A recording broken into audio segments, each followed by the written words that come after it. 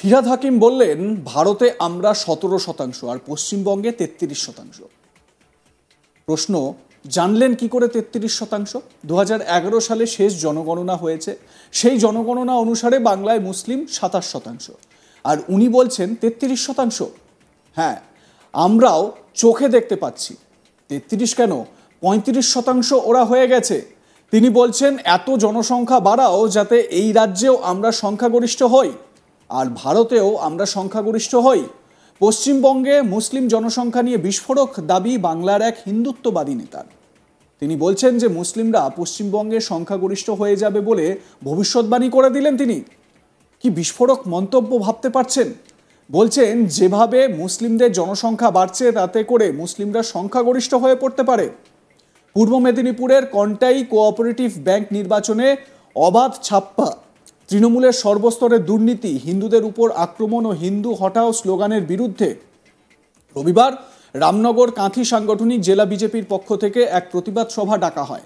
আর সেই সভায় প্রধান বক্তা হিসেবে উপস্থিত ছিলেন রাজ্যের বিরোধী দলনেতা শুভেন্দু অধিকারী। তিনি বক্তব্য রাখতে উঠে বলেন, কয়েকদিন আগে জনাব ফিরহাদ হাকিম বলেছিলেন ভারতে আমরা 17% আর পশ্চিমবঙ্গে 33%। জানলেন কি করে 33%? 2011 সালে শেষ জনগণনা হয়েছে। সেই জনগণনা অনুসারে বাংলায় মুসলিম 27% আর উনি বলছেন 33%। হ্যাঁ, আমরাও চোখে দেখতে পাচ্ছি। 33 থেকে 35% ওরা হয়ে গেছে। তিনি বলছেন এত জনসংখ্যা বাড়াও যাতে এই রাজ্যেও আমরা সংখ্যাগরিষ্ঠ হই আর ভারতেও আমরা সংখ্যাগরিষ্ঠ হই। এই রকমই দাবি করছেন শুভেন্দু অধিকারী। শুনুন।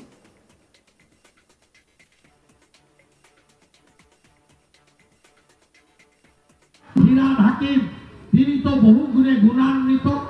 কি বললেন? পাকিস্তানের সাংবাদিককে এনে মোমিনপুর ইকবালপুরে গিয়ে বললেন ইয়া ভি এক মিনি পাকিস্তান হ্যায়। তিনি কি বললেন?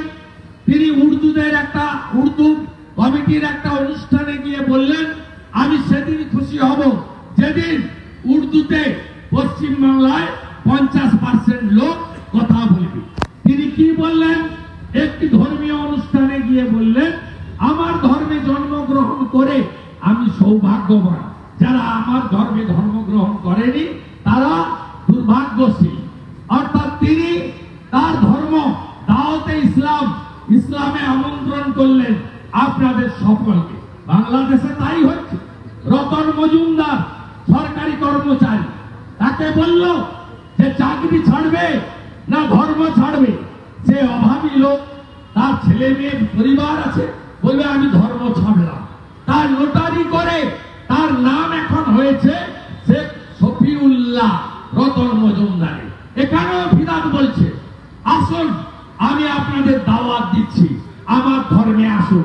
আমার কথা নয়, জনাব ফিরহাদ হাকিমের কথা টিভিতে আপনারা শুনেছেন।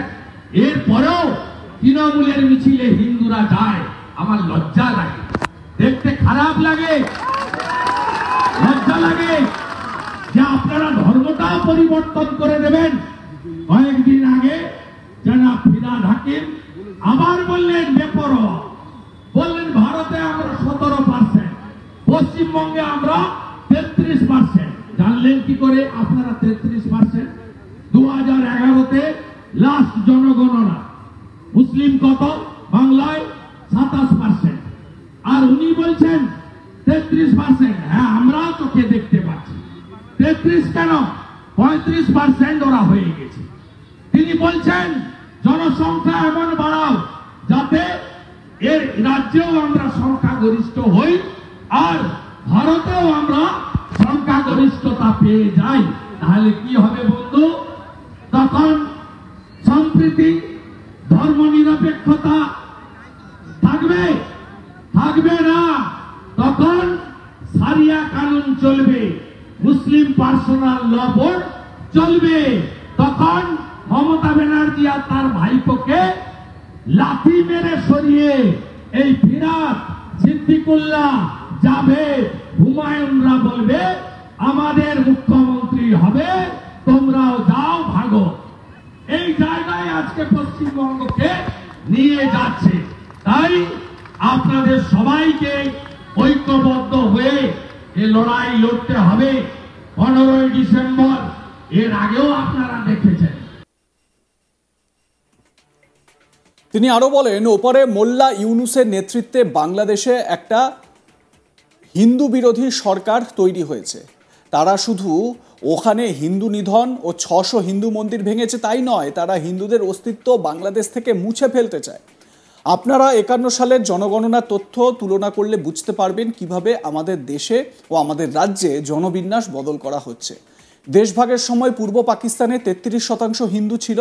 71 সালে বাংলাদেশ গঠনের সময় সেখানে 22% হিন্দু ছিল। আজকে সেই সংখ্যা কমে হয়েছে 7.5%, মানে 8%-এরও কম। শুভেন্দু অধিকারী এই পরিসংখ্যানও তুলে ধরেন, শোনাবো।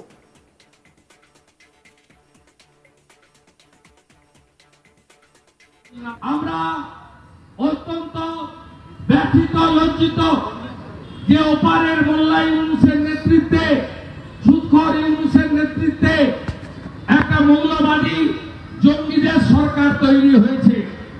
এই সরকার ওখান থেকে শুধুমাত্র হিন্দুদের নিধন করা বা 600 মন্দির ভাঙা নয়, তারা হিন্দুদের অস্তিত্ব বাংলাদেশ থেকে মুছে ফেলতে চায়। আপনারা শিক্ষিত মানুষ, যদি 47 সালের পরে 51 সালের জনগণনা হিসাব করেন, তাহলে দেখবেন আমাদের দেশে কিভাবে ডেমোগ্রাফি পরিবর্তন হচ্ছে আমাদের এই রাজ্যেও। ঠিক একইভাবে বাংলাদেশে যখন পাকিস্তান ভারত তৈরি হয় তখন 33% হিন্দু ছিল পূর্ব পাকিস্তানে।